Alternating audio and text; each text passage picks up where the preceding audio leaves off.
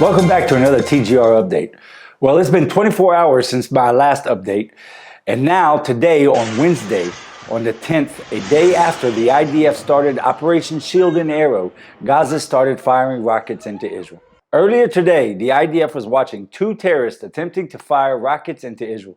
The military drone that was used to track them was also an armed drone. This footage may be difficult to watch. Shown in the red circles are the two terrorists that were planning to fire. As you can see, this was a successful hit and stopped them from potentially harming Israeli citizens.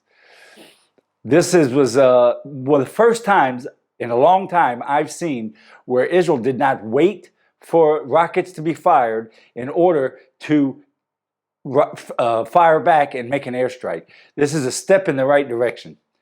So before they were able to fire, the IDF preempted and stopped them in their tracks. After that, Gaza fired over 400 rockets into Israel, even firing as far north as Tel Aviv. This operation is different from the previous ones. First, the IDF started this one instead of waiting for Gaza to start it. And I do not remember the government evacuating all the towns in the southern districts this way.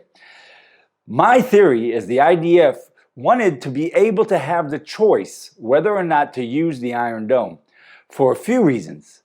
One would have been to save the Iron Dome missiles for a later date if needed.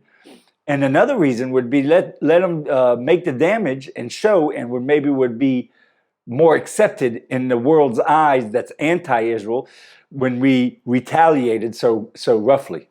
To put all these people in hotels is very expensive and not done lightly. Unfortunately, the government was not able to evacuate everyone. Not everyone agreed to leave. On a personal note, today, Ola had to go to Ashdod to be with her mother and sister in preparations of her sister's upcoming wedding. All of this broke out today as she was in Ashdod, which is near Gaza. So she was in the thick of it today.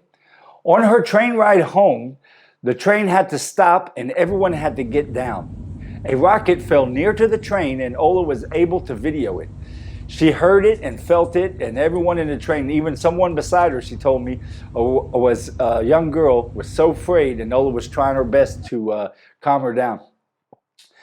As you know, we feed many families here in Israel, with a large list of families that need help that we haven't been able to get to yet. During the rockets and sirens, and no matter what, we continue to pass out the food you guys make possible. I am always pushing the growth of this ministry to the edge. Right now, during this time with sirens and rockets, it would be the perfect time to give more families the gift of our weekly deliveries. If you're not a supporter of this ministry yet, then now would be the time to be a great blessing to a new family.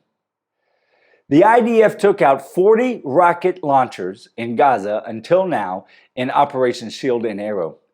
Some of the launchers were in plain sight, but most of them were hidden underground for a long time, causing the Islamic Jihad to panic and worry, how did Israel know about them and what else do we know about?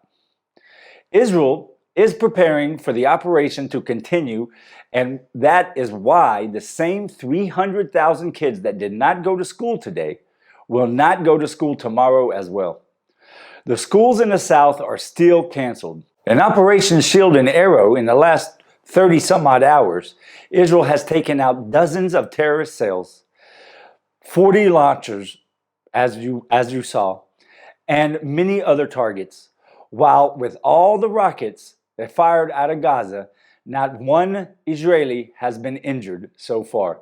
So your prayers are working, and thank you. We will see you on our weekly news video this Friday, unless there is the need to make another update to keep you current in the affairs of the State of Israel. Don't forget to join us on thegoldenreport.com. God bless.